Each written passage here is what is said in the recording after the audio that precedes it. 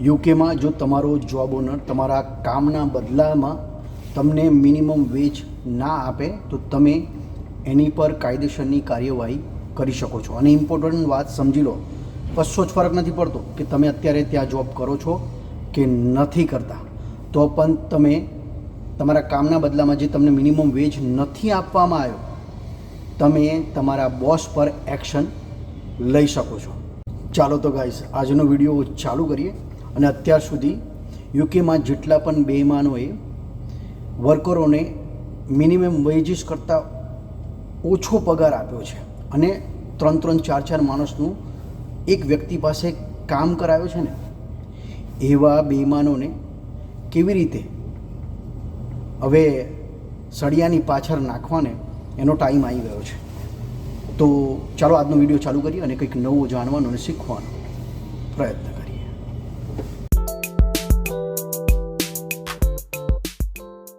સૌથી પહેલાં તમારો મિનિમમ વેજ કેટલો છે એ જાણી લો. પછી તમે તમારા જે પણ બોસ હોય, જૂના બોસ હોય કે નવા બોસ હોય, એની પાસે તમે પેમેન્ટ રેકોર્ડ્સ લેખિતમાં માગો.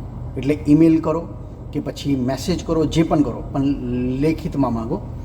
અને એ જે પેમેન્ટ રેકોર્ડ્સ હોય છે એ તમારા બોસે તમને 14 દિવસની અંદર આપવાના હોય છે લીગલી. પછી તમે ACAS હેલ્પલાઇન પર ફોન કરો, જે તમને મફતમાં સલાહ આપશે. હું નંબર મેન્શન કરી દઉં છું, જે તમને મફતમાં સલાહ આપશે.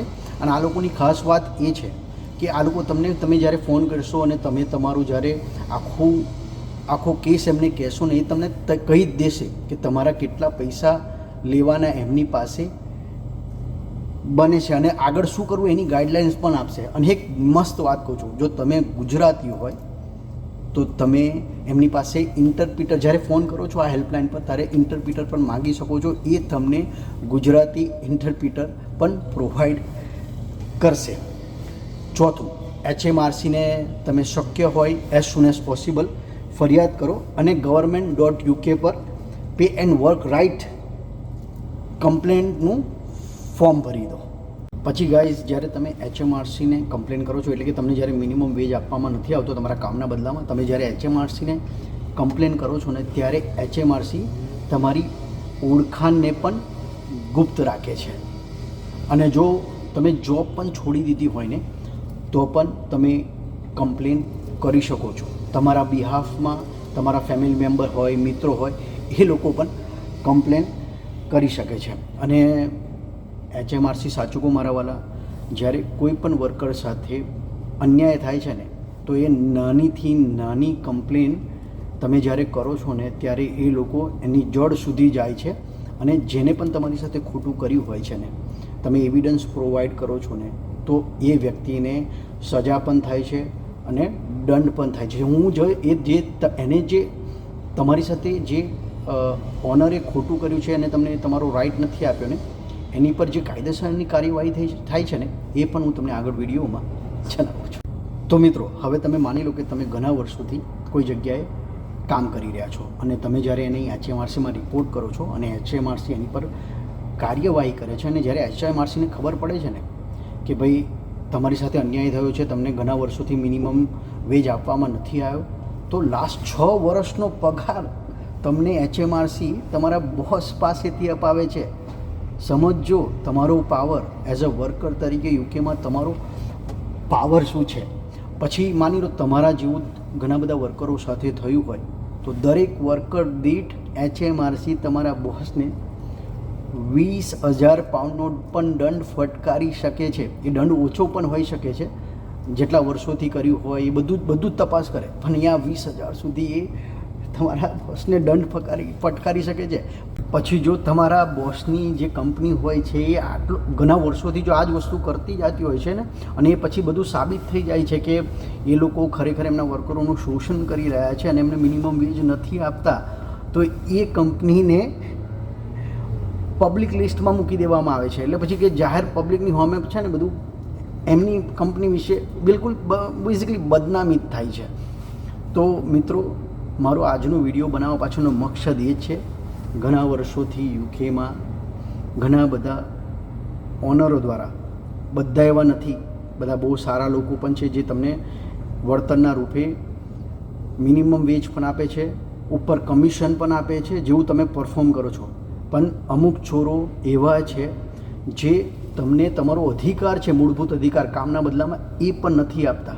અને ઘણા લાખો સ્ટુડન્ટોનું શોષણ કરે છે, ઘણા લોકો જે કપલ્સ હોય છે એમનું પણ શોષણ કરે છે, અને બસ એમની મજબૂરીનો ફાયદો ઉઠાવે છે. અને જ્યારે એ લોકો જ્યારે એમનો બેઝિક અધિકાર માગે છે ત્યારે એમને જોબમાંથી કાઢી મૂકવાની ધમકી પણ આપે છે. એટલે કે અત્યાર સુધી વર્કરો ઉપર લટકતી તલવાર હતી, હવે આ લટકતી તલવાર જે માલિકો વિદેશમાં વર્કરોનું શોષણ કરે છે ને એમની પર આવી છે.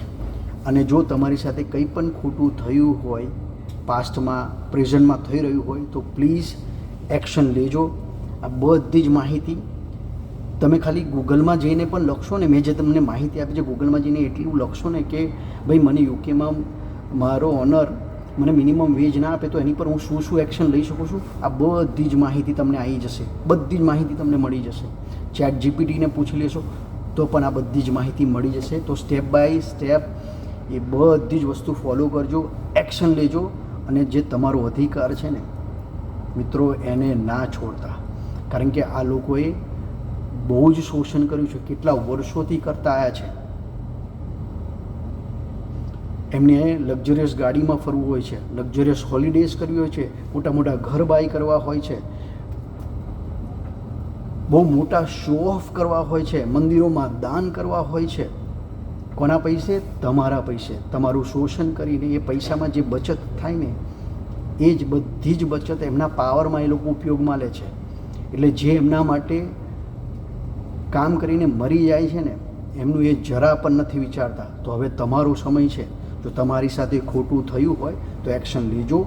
એઝ સુન એઝ પોસિબલ HMRCને ફોન કરજો. તમે જોબ કરતા હોય ના કરતા અત્યારે પ્રેઝન્ટ ત્યાં, પણ તમારી સાથે પાસ્ટમાં બી કંઈ થયું હોય તો HMRCનો કોન્ટેક્ટ કરજો. અને મેં જેટલા બે નંબર મેન્શન કરું એમાં ટ્રાય કરજો. તમારો ખાલી સમય બગડશે, બીજું કશું જ બગડવાનું નહીં. અને શક્ય હોય કે તમારો સ્ટ્રોંગ કેસ હોય તો તમે એક્સપર્ટની એડવાઇસ પણ લેજો, જેથી તમે આગળ કાયદેસરના પગલાં લઈ શકો અને ગુનેગારો પાસેથી તમે તમારું વળતર પાછું લઈ શકો, એટલે કે તમારી મહેનતનું વળતર પાછું લઈ શકો. મિત્રો આજનો મારો વિડીયો અવેરનેસ માટે છે. અને દેશ હોય કે વિદેશ, તમારો સંતાન હોય, તમારા ફ્રેન્ડ્સ ફેમિલીનું કોઈ પણ સંતાન હોય, એની સાથે પણ આવું કંઈ ફ્રોડ થયું હોય તો મારો આજનો વિડીયો એમની સાથે જરૂરથી શેર કરજો. કારણ કે આ વિડીયો એમના માટે ઘણો બધો ઉપયોગી અને એમને બૂસ્ટ કરશે કે એમને આગળ શું કરો. ચાલો ત્યારે હવે પાછા લંડનની જાણકારીવાળા વિડીયોમાં જલ્દીથી મળીશું. ત્યાં સુધી જય શ્રી કૃષ્ણ.